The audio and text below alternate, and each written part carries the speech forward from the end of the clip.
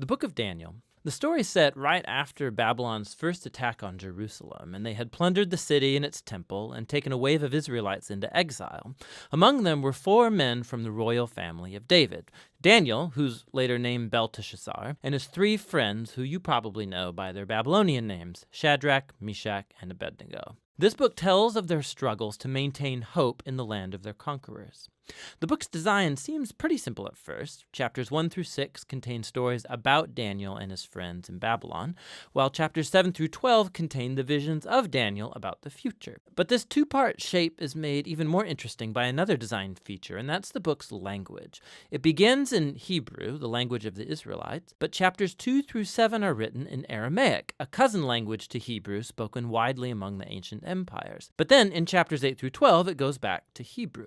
This design shows how chapters 2 through 7 are a coherent section, but it also highlights the importance of chapters 2 and 7 for understanding the later chapters of the book.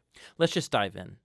Chapter 1 introduces the basic tension of the first half of the book. Daniel and his friends, they're really wise and capable, and they're recruited to serve in the royal palace of Babylon. But they're pressured to give up their Jewish identity by living and eating like Babylonians and violating the Jewish food laws found in the Torah. So they refuse, and they choose faithfulness to the Torah, and it puts them in danger. But God delivers them, and they end up being elevated by the king of Babylon. After this begins the Aramaic section, which you'll see has this really cool symmetrical design. So first, the king of Babylon has a dream that, it turns out, only Daniel is able to interpret. It's about a huge statue made of 4 types of metal, and it symbolizes a sequence of kingdoms, and the head is Babylon. But then a huge rock comes flying in, and it shatters the statue, and it becomes this huge mountain. Now, this dream is the first of many symbolic visions in the book, and this one introduces the basic storyline of them all. Daniel says that the statue represents a train of human kingdoms following from Babylon, and they will all fill God's world with violence. But one day, God's kingdom will come and will confront and humble the arrogant kingdoms of this world and fill the world with the healing justice of God's reign and rule.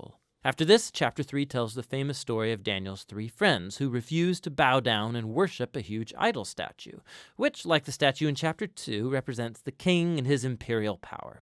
And so the friends are persecuted. They're thrown into a fiery furnace, but God delivers them from death, and they're exalted by the king who now acknowledges their God as the true one. After this come a pair of stories about 2 Babylonian kings, the father, Nebuchadnezzar, and then his son, Belshazzar. They're both filled with pride because of their imperial power, and so, like in chapter 2, God warns them both through dreams and then visions, which, also like chapter 2, only Daniel can interpret. He says that both kings are to humble themselves before God, and both kings arrogantly resist. So Nebuchadnezzar is stricken with madness. He becomes like a beast in the field. But then he humbles himself before God, and his humanity returns to him. He's restored as king.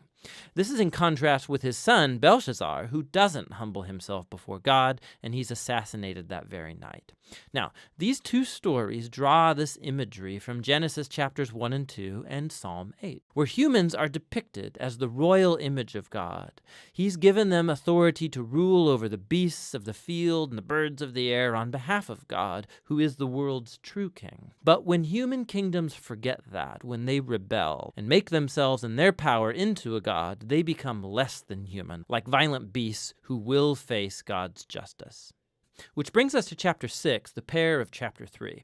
And this time it's Daniel who's being persecuted because he refuses to pray and worship the king as a god. And so, like the friends, he's sentenced to death and he's thrown into a lion's den. But God delivers him from the beasts, and like the friends, the king exalts Daniel and praises his God, which brings us to chapter 7. It's the pair of chapter 2 and the center of the book where all its themes come together.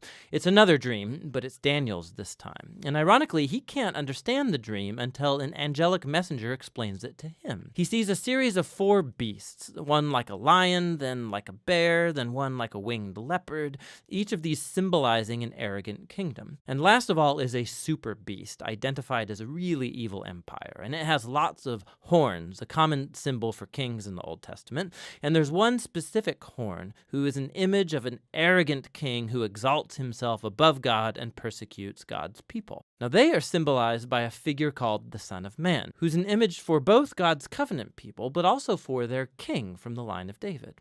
But then all of a sudden, God, who's called the Ancient of Days, comes and he sets up his throne. He destroys the super beast and he exalts the Son of Man on the clouds, where he comes up to sit at God's right hand and share in God's rule over the nations. We can look back now and see how all of these stories in the first half fit together.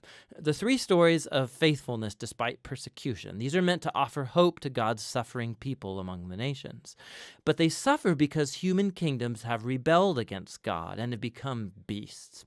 And so these visions encourage patience, that God's people are to wait for him to bring his kingdom and rule over our world and vindicate his suffering people. But it raises the question about when God is going to do that, and that's what these final three visions set out to explore. In chapter 8, Daniel has another vision about the final two beasts of chapter 7, but this time they're symbolized by a ram, who we're told is the image of the empire of the Medes and Persians, and then by a goat, who's an image of ancient Greece. And out of the goat come a whole bunch of horns, one of which symbolizes the evil king from chapter 7. And we're told more about him, that he will attack Jerusalem and exalt himself above God and defile the temple with idols. However, in the end, he will be destroyed by God, who will exalt his people and his kingdom. Now, by chapter 9, Daniel is very puzzled, especially as to when all of this is going to take place. And so he consults the scroll of the prophet Jeremiah, where God said that Israel's exile would only last 70 years. So for Daniel, the 70 years is almost up. And so he asks God to fulfill his promise soon. But an angel comes and informs him that Israel's sin and rebellion has continued.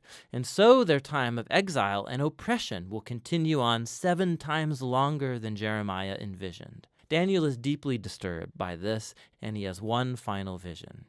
We're shown the same sequence of kingdoms. It's Persia, then Greece, and Alexander the Great, followed by lesser kings, all leading up to this final king of the north, who will invade Jerusalem, set up idols in the temple, and exalt himself above God. But then, all of a sudden, this king comes to ruin.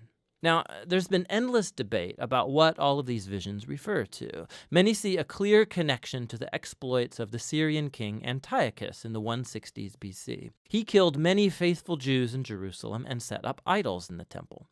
Others think it points forward to the Roman Empire's role in the execution of Jesus and the destruction of Jerusalem and the temple in AD 70. And still others think it will be fulfilled in future events that have yet to happen when Jesus will return. Now the problem is that the symbols and the numbers, they don't quite match any of these views perfectly. But it opens up the possibility that in a sense they are all right. The book of Daniel has been designed to offer hope to all future generations of God's people. It did so in the days of Antiochus' empire, and it has ever since. This is why Jesus could use imagery from Daniel to describe and confront the oppressive leaders he confronted in Jerusalem. This is why John, the visionary who wrote the Revelation, could adapt Daniel's visions and apply them to Rome of his day and also all future oppressive empires. And so the point of Daniel is that all generations of readers can find here a pattern and a promise.